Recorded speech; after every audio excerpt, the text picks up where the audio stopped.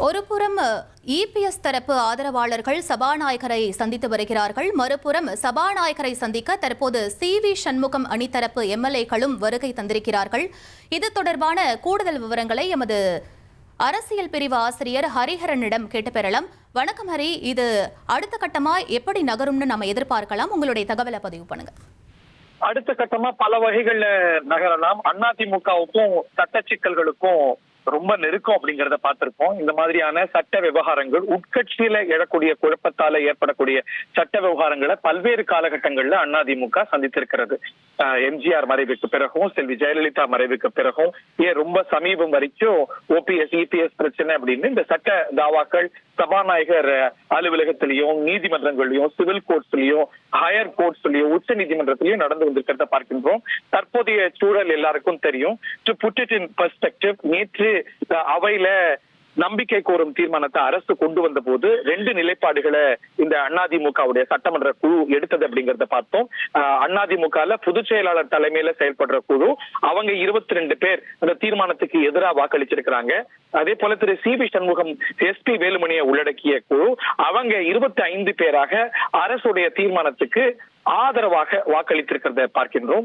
இப்படி நிறைய கிளைம்ஸ், குற்றச்சாட்டுகளை, சட்ட வாய்ப்புகளை 2 தரப்பும் எடுக்கிறதுக்கான வாய்ப்பு இருக்கிறது. திரு எடப்பாடி பழனிசாமி அவர்கள் சபாநாயகர் கிட்ட வலியுறுத்தக்கூடிய பிரதானமான விஷயம் என்பது, திரு எடப்பாடி பழனிசாமி அவர்கள் தான் கட்சியுடைய பொதுச் செயலாளர். அவர் தான் ஏ ஃபார்ம் பி ஃபார்ம்ல கையெழுத்து போட்டு சட்டமன்ற உறுப்பினர்கள் வந்திருக்கிறாங்க. சோ அவருக்கு தான் கொறடாவை சட்டமன்ற குழு தலைவரை நியமிக்கிறதுக்கு முன்மொழியறதுக்கான அதிகாரம் இருக்கிறது. சோ அதைத்தான் ஏற்றுக்கொள்ள வேண்டும் என்று இந்த தரப்பு வலியுறுத்தக்கூடும். திரு எடப்பாடி பழனிசாமி அவர்கள் வலியுறுத்தக்கூடும். அதற்கு சில சட்ட முன்மாதிரிகளை அவங்க சுட்டிக்காட்டக்கூடும். குறிப்பாக மகாராஷ்டிரத்துல இதே போல ஒரு சூழல் ஏற்பட்டது. அதாவது கட்சி தலைமை ஒரு நிலைப்பாடு எடுக்க, சட்டமன்ற குழு பெரும்பான்மை ஒன்று உருவாகி அவங்க ஒரு நியமனத்தை செய்ய, எந்த நியமனம் செல்லும் அப்படின்னு விவகாரம் கோர்ட் வரைக்கும், சுப்ரீம் கோர்ட் வரைக்கும் போச்சு. சுப்ரீம் கோர்ட் என்ன சொல்லியது என்றால், கட்சி தலைமை எடுக்கக்கூடிய இசைவு தான், அவங்களுடைய இசைவின் அடிப்படையில தான் கொறடா நியமனம், அதோடைய லெஜிஸ்லேட்டிவ் பார்ட்டி யூனிட்டுடைய அங்கீகாரம் எல்லாம் இருக்கணும் அப்படின்னு உச்ச நீதிமன்ற தீர்ப்புகள் அப்படிங்கறத வந்திருக்கிறத இவங்க சுட்டி காட்டுறாங்க, சுட்டி காட்ட கொள்ளக்கூடும்.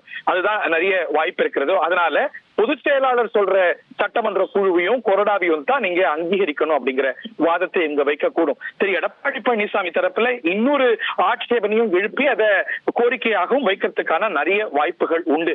ஏனென்றால் இதுதான் கொறடா உத்தரவை அகிரி கிருஷ்ணமூர்த்தி கொடுத்திருக்கிறாரு, மின்னஞ்சல் வாயிலா கொடுத்திருக்கிறாரு, SMS வாயிலா கொடுத்திருக்கிறாரு. அதை மீறி வாக்களிச்சிருக்கிறாங்க. 10th ஸ்கெடியூல் படி, 10வது அட்டவணையின் படி டிஸ்குவாலிபிகேஷன் ப்ரொசீஜர்ஸை மேற்கொள்ளணும் அப்படிங்கிற அஸ்திரத்தையும் அவங்க எடுக்கலாம்.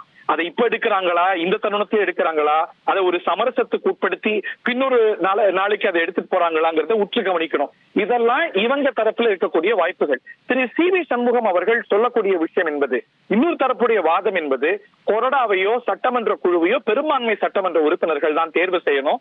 புதுச்சேரியில இந்த தேர்வு செய்யப்பட்டதாக இவங்க கிளைம் என்பது தவறானது. அப்படிப்பட்ட ஒரு லெஜிஸ்லேட்டிவ் பார்ட்டியுடைய கூட்டம் அலுவல் பூர்வமாக நடைபெறவே இல்லை. அவங்க வாங்கியிருக்கக்கூடிய கையெழுத்து என்பது திரு எடப்பாடி பழனிசாமியை முதலமைச்சரா முன்மொழியறதுக்கான கையெழுத்து. சோ அது செல்லாது அப்படிங்கிற வாதத்தை வைக்கிறாங்க. திரு சி.வி. சண்முகம் தரப்பும் கூட சொல்லக்கூடிய வாதம் என்னவென்றால், இது 2 தரப்பும் வச்சிருக்கக்கூடிய கிளைம், சபாநாயகர் தான் அந்த முடிவை எடுக்கணும் அப்படின்னு சொல்றாங்க. சோ பெரும்பான்மை எங்க பக்கம் தான் இருக்கு, நாங்க தான் சட்டமன்ற பெரும்பான்மை குழு, திரு எஸ்.பி. வேலுமணி தான் சட்டமன்ற குழு தலைவர் அப்படிங்கிற வாதத்தை அவங்க வைக்கிறாங்க அப்படிங்கறத பார்க்கின்றோம். சோ சபாநாயகர் தான் முடிவு எடுக்கிறதுக்கான வாய்ப்பு உள்ளவர் அப்படிங்கறத பார்க்கின்றோம். இந்த விவகாரம் it is right now in the court of the honourable speaker. So சபாநாயகர் இதன் மேல பரிசீலனைக்கு நேரம் எடுத்துக்கலாம், இல்ல உடனடியாக ஒரு முடிவுக்கு வரலாம். காலம் தாழ்த்தினா இவங்க கோர்ட்டுக்கு போலாம், இல்ல அவர் ஒரு முடிவு எடுத்தா எந்த தரப்பும், குறிப்பாக திரு இபிஎஸ் தரப்புக்கு தான் அதை மேல்முறையீடு செய்யறதுக்கான அரசியல் சூழல்லாம் இருக்குங்கிறத பார்க்கின்றோம். சோ அவங்க கோர்ட்டுக்கு போலாம். எப்படி பார்த்தாலும் இது தொடங்கி இருக்கக்கூடிய சட்ட சிக்கல் தொடரக்கூடியதாகவே பார்க்கிறோம். இது சபாநாயகர் அலுவலகத்திலையும் அதற்கு பிறகு கோர்ட்டுக்கும் போகக்கூடிய ஒரு பிரச்சனையாக மாறலாம். சோ இதுல நிறைய கிரே ஏரியாஸ் இருக்கு, நிறைய லீகல் இன்டர்பிரிட்டேஷன்ஸ் இருக்கு. ஒரு கிரே ஏரியா என்ன அப்படின்னா, நேற்று பிறப்பித்த எந்த கொறடா உத்தரவும் செல்லுமா செல்லாதா அப்படின்னு. திரு சி.வி. சண்முகம் என்ன நிலைப்பாடு எடுக்கிறார் அப்படின்னா, கொறடா இன்னும் சபாநாயகரால அங்கீகரிக்கப்படவே இல்லை. அது அங்கீகரிக்கப்பட போதுதான் அது எஃபெக்ட் பெறுது. சோ அங்கீகரிக்கப்படாத ஒரு கொறடா உத்தரவு கொடுப்பது எந்த கொறடா உத்தரவும் செல்லாது. சோ சபாநாயகர் எந்த தரப்பை அக்னாலேஜ் பண்றாரு அப்படிங்கறத பார்க்கணும். சோ அதுதான் சரியான நிலைப்பாடு அப்படின்னு சட்ட அமைச்சரான திரு சி.வி. சண்முகம் அவர்கள் எடுக்கிறார். இல்ல வேற நீதிமன்ற தீர்ப்புகளை இந்த தரப்பு முன்னெடுக்க கூடும். எப்படி பார்த்தாலும் ஒரு சட்ட சிக்கலாக, அரசியல் சிக்கலாக, உட்கட்சி சிக்கலாக இது மாறி கலந்து கொண்டு இன்னும் சில நாட்கள் இல்ல பல நாட்கள் தொடரும். இல்ல இன்னும் சொல்ல போனா மாத கணக்குல கூட இந்த பிரச்சனை தொடர்றதுக்கான அரசியல் சூழலே இருக்கிறது. 1,28,00,000 மனங்களை வென்ற தந்தி டிவி யூடியூப் சேனல். தவிர்க்க முடியாத தம்ப்நெயில், கலக்கலான கான்டென்ட்ஸ். நீங்களும் இந்த குடும்பத்தில் இணைய இப்பவே சப்ஸ்கிரைப் பண்ணுங்க. அசுரபலம் கொண்ட எங்கள் டிஜிட்டல் கரங்களில் உங்கள் விளம்பரங்களை சேர்க்க வாட்ஸ்அப் பண்ணுங்க. 8939888838. Email advttv@dttv.in.